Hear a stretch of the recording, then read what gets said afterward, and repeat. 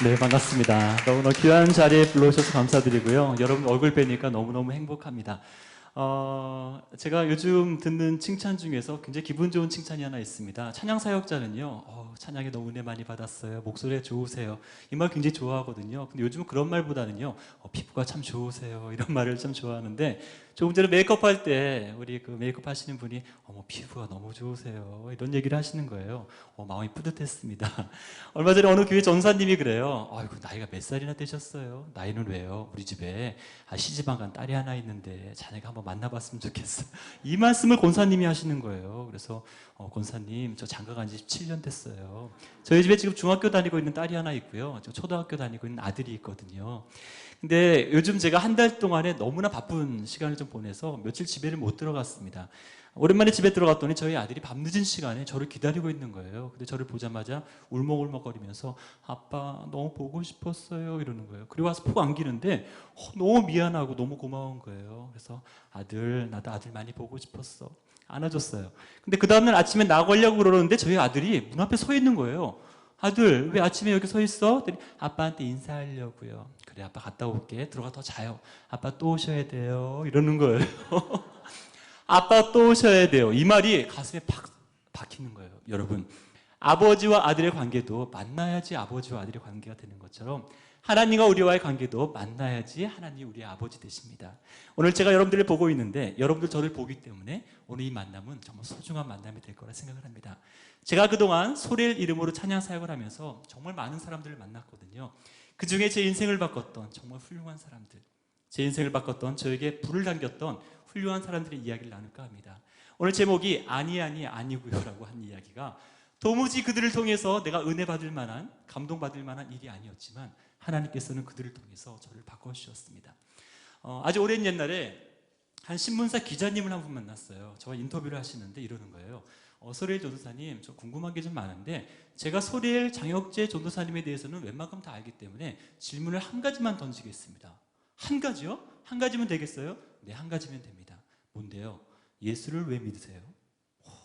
굉장히 힘든 질문을 던지셨어요. 왜 소리를 하세요? 왜 노래를 부르세요? 이런 질문들은 제가 얼마든지 대답할 수 있는데 왜 예수를 믿으세요? 그 질문에 제가 한참 고민하다가 이렇게 대답했어요. 제 인생이 한 번밖에 없어서요. 만약에 내 인생이 한 번만 더 있었다면 저 하고 싶은 거 많았어요. 남들처럼 술도 좀 먹어보고 남들처럼 춤도 좀 춰보고요. 하지만 내 인생이 한 번뿐이기에 내 평생을 주님께 찬양하기로 마음먹었습니다. 그때 그 기자님이 고개를 끄덕끄덕 하시면서 역시 그러셨군요. 그러면서 시간이 남아서 하나만 더 여쭤볼게요. 그동안 만났던 수많은 사람 중에서 가장 기억에 남는 사람이 누구세요? 그 시간보다 저 고민하기 시작했습니다. 24년 동안 소리엘 이름으로 찬양을 하면서 내가 만났던 수백만 명의 사람 가운데 가장 제 인생에 소중했던 사람이 누굴까? 그때 그 순간에 딱 두 명이 떠올랐습니다. 그래서 그 기자님께 이렇게 말씀을 드리기 시작했어요. 제가 지금으로부터 아주 오랜 옛날, 그때만 휴대폰이 없었던 시절, 우리가 버스 탈 때 회수권이라는 버스표를 내고 다녔던 그 시절에 아주 어려운 개척교회 집회를 하러 간 적이 있었습니다. 그 교회는요, 사람이 많이 모이지도 않았고요, 목사님 너무 힘들게 사역하시는 교회여서 열심히 찬양하고 집에 돌아가려고 하는데 목사님께서 이런 광고를 하시는 거예요. 여러분, 이 소리엘이 멀리 서울에서 오셨는데 우리 교회가 가난합니다. 미안하지만 우리 소리엘에게 우리 교통비라도 좀 줄 수 있도록 우리 헌금을 하겠습니다 하시는 거예요. 그 말 들으니까 너무 미안하고 그래서요, 목사님 하지 마세요. 저 그냥 가도 되니까 안 하셔도 됩니다. 그래도 목사님은 그래도 그게 아니라고, 예의가 아니라고 헌금을 하겠다고 하시는 거예요. 결국은 헌금을 했습니다. 그래서 그 헌금을 사모님이 흰 봉투에 담아 저에게 주시는데요, 방글방글 웃으시면서 전사님 그 안에 보시면요 흰 종이가 2장 들어있을 거예요 하시는 거예요. 딱 들어보니까 묵직해요. 동전이 들어있었거든요. 흰 종이요? 제 생각에는 수표가 들어있는 줄 알았는데 수표가 아니라 예전에 우리가 버스 탈 때 냈던 버스표 2장이 들어있는 거예요. 누가 버스표를 헌금을 했어요? 네. 혹시 누군지 아세요, 사모님? 알아요. 누구예요? 아까 맨 뒤에 앉아 있었던 고등학교 남학생 2명 기억나세요? 기억나죠? 그 아이들이 그 헌금을 드렸어요. 그래요. 그 뒤에 사모님이 앉아 계셨는데 그 두 친구의 대화를 들으신 거예요. 헌금하자고 하니까 한 친구가 옆구리에 쿡 찌르더니 야, 너 돈 있냐? 나 돈 없는데. 야, 좀 찾아봐 하더니 두 남학생이 주머니를 막 뒤지더래요. 그러더니 회수권을 한 장씩 꺼내 들더니 하는 말, 야, 우리 오늘 걸어가자. 에이, 그래, 걸어가자 하면서 헌금을 했다는 거예요. 그 순간 그 말 들으니까 너무 고마운 거예요. 그래서 사모님, 그 아이들 집이 어디예요? 걔네들이요, 산길로 3시간 걸어가야 돼요. 그 말 듣는데 눈물이 핑 도는 거예요. 그 아이들이 이미 교회를 떠났고요. 그 아이들을 찾아보고 싶었는데 그 아이들을 만날 수가 없었습니다. 그 2장의 회수권을 가지고 집으로 돌아가는데 너무너무 행복했고요. 제 마음속에 또 다짐을 하게 됐어요. 하나님, 이런 아이들을 위해서라면 제 생명을 바칠 만하지 않습니까? 그때 그 2장의 회수권 때문에 제가 이 사역을 지금까지 할 수 있었던 것 같아요. 그 2장의 회수권은요, 제가 쓸 수가 없었어요. 왜 쓸 수 없었는지 아시죠? 너무나 나에게 소중한 거기 때문에. 그래서 저희 집 결혼식 앨범에 그 2장의 회수권을 꼽아 놓았습니다. 제가 힘들고 헷갈릴 때마다 그 회수권을 보면서 기도를 해요. 하나님, 이 2 친구의 마음이 아직 제 마음속에 남아있죠. 하나님, 흔들리지 않게 해주십시오. 그런 마음으로 기도했던 기억이 납니다. 또 한 명의 학생은요, 지금부터 2년 전에 만났던 학생. 제가 NGO 단체에서 선교활동을 하면서 노래를 부르고 사회를 보는데요, 그날은 심장비용 환우들을 위한 음악회를 한 적이 있었습니다. 열심히 노래 부르고 이제 내려왔는데 영상을 하나 보더라고요. 근데 동영상에 기가 막힌 영상이 뜨기 시작했어요. 엄마 아빠가 2분 다 소경이세요. 앞이 안 보이는 시각장애우셨는데 2분이 결혼을 하셔서 아기를 낳는데 아기가 심장병에 걸린 거예요. 다행히 그 아기는 눈은 멀쩡했습니다. 그 아이를 돕기 위한 음악회를 열었어요. 얼마나 오신 분들이 감격스럽고 또 오신 분들이 그 아이를 돕는다는 생각에 얼마나 가슴이 뿌듯했겠습니까? 근데 저도 열심히 노래 부르고 하는데 그 아이를 위한 특별 헌금 시간이 있었어요. 그래서 모두 헌금을 드렸습니다. 잘 마치고 이제 집에 가려고 하는데 한 대학교 학생이 저에게 오더니 저를 불러요. 전사님, 그러길래 왜? 처음 보는 아이가. 왜? 그랬더니 좀 부탁이 있어요. 뭔데? 돈 있으면 좀 돈 좀 꿔주실래요? 이러는 거예요. 생전 처음 보는 아이가 저한테 돈을 꿔달래요. 왜? 사실은요, 아까 전에 헌금 시간에 너무 마음이 감동이 돼가지고 제가 헌금을 다 내버렸어요. 이 아이가 가지고 있는 돈을 다 들여버린 거예요. 그래? 너 차비까지 냈니? 네. 얼마 헌금했니? 13,000원이요. 잘했다. 그래, 차비 얼마면 되겠어? 3,000원만 빌려줄래요? 그래? 봤더니 주머니에 10,000원짜리가 한 장 있는 거예요. 너무 이뻐가지고 거슬리는 돈 받기가 좀 뭐해서 줬어요. 야, 이거 받아. 아니에요. 3,000원만 주세요. 이뻐서 주는 거니까 받아도 돼.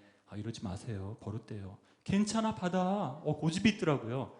그랬더니 그 아이가, 전사님, 그러면 계좌번호 적어주세요. 제가 내일 입금해 드릴게요. 요즘 대학생들이 그런 아이들이 많지 않습니다. 계좌번호 적어달래요. 결국은 계좌번호 적어줬어요. 인사를 합니다. 전사님, 제가 내일 꼭 입금해 드릴게요. 너무너무 감사합니다. 인사를 90도로 하고 뛰어가는데 너무 이뻤어요. 근데 중요한 것은 2년이 지났는데 아직까지 연락이 없다는 겁니다. 제 인생을 바꿔놓았던 2명의 사람, 지금 생각해도 그 2 친구들은 제가 꼭 만나고 싶습니다. 왜 그런 줄 아시죠? 한 친구들은요, 나를 위해 자기의 소중한 것을 다 드렸던 친구. 또 한 친구는요, 하나님의 마음을 주셨을 때 그 마음에 이유 달지 않고 토 달지 않고 믿음으로 다 드렸던 그 친구. 하나님은 그런 사람들을 기뻐하신다는 것을 알고 있습니다. 이 방송을 보시는 분들과 또 이 자리에 앉아 계신 분들 중에 아마 우리는 늘 이런 갈등 속에 살 것입니다. 과연 이것을 드려야 되는데 이것을 다 드리는 것이 옳은 것인지, 아니면 내 것을 남기고 드리는 것이 옳은 것인지. 우리 한국에 있는 크리스찬들이 항상 이 갈등이 있는 것 같습니다. 요즘 제가 기도하면서 하나님께 아뢰는 것 중에 하나가 뭐냐면, 예수를 제대로 믿으면 기적이 일어난다는 것입니다. 언제부턴가 우리 예수 믿는 사람들이 하나님과 타협을 하기 시작했던 것 같아요. 예전에 우리 믿음의 선조들은 그렇지 않았던 것을 저는 알고 있습니다. 하나님께서 우리에게 마음 주셨을 때 그것을 딴 생각하지 않고 온전히 드릴 수 있는 신앙인들이 많이 나왔으면 좋겠습니다. 저는 지금도 찬양 사역을 하면서 또 학교에서 아이들을 만나면서 늘 그런 말씀을 드립니다. 오늘 이 만남이 결코 헛된 만남이 아니라 하나님께서 주신 특별한 축복이라고요. 그래서 저는 늘 이렇게 노래하고 다닙니다. 너는 담장 너머로 뻗은 나무처럼. 하나님의 귀한 축복이 당신과 늘 함께 하실 거라고요. 제가 불렀던 노래 중에 창세기 49장 22절의 말씀을 가지고 만든 노래가 한 곡 있습니다. 이 노래 제목이 야곱의 축복이라는 노래인데요, 저는 이 축복이 너무 좋습니다. 이 축복은 내가 받는 축복이 아닙니다. 나를 통해 다른 사람이 복을 받는 것입니다. 지금 우리 한국에 있는 많은 크리스찬들이 이 축복이 필요합니다. 하나님, 나를 통해 이 땅을 바꿔주시옵소서. 하나님, 나를 통해 이 가정을 바꿔주시옵소서. 하나님, 나를 통해 이 사회를 바꿔주시옵소서. 그것이 바로 축복의 통로가 아니겠습니까? 오늘 저도 찬양 사역자이기 때문에 여러분들에게 이 노래를 좀 같이 함께 부르는 시간을 가질까 합니다. 저는 박수와 작으면 잘 부르지 않거든요. 여러분 괜찮으시면 박수로 함께 성령되도록 하겠습니다.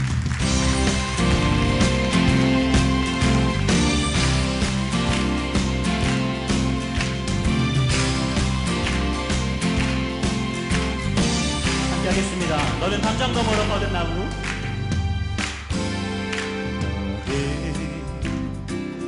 담장 너머로 뻗은 나무, 가지에 푸른 열매처럼 하나님의 귀한 축복이, 하나님의 귀한 축복이 삶에 가득히 넘쳐날 거야. 넘쳐날 거야. 너는 어떤 시련이 와도, 너는 어떤 시련이 와도 능히 이겨내 하리소. 전능하신 하나님께서 너와 언제나 함께 하시니, 함께 하시니.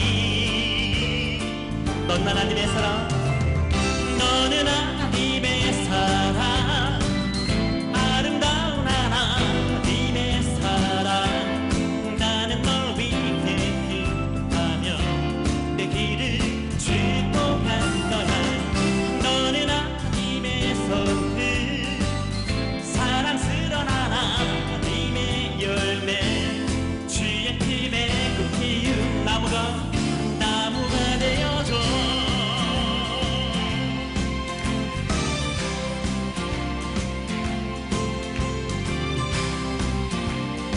우리 2절은요 더 큰 목소리로 함께 하겠습니다. 나는 담장 너머로 뻗은 나무,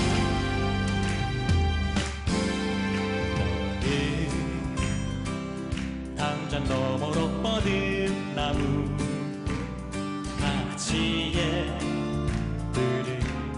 열매처럼 하나님의 귀한 축복, 하나님의 귀한 축복이 삶에 가득히 넘쳐날 거야. 너는 어떤 시련이 와도, 너는 어떤 시련이 와도 능히 이겨내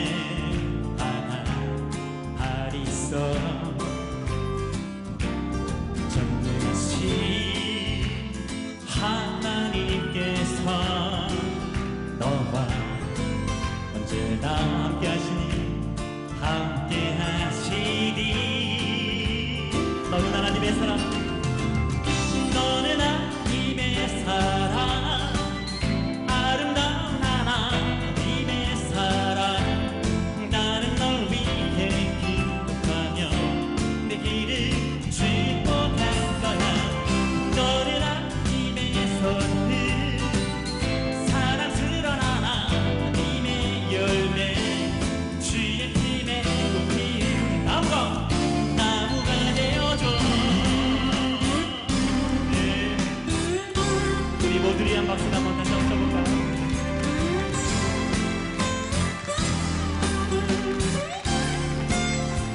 너는 하나님의 사랑, 아름다운 하나님의 사랑. 너는 하나님의 사랑.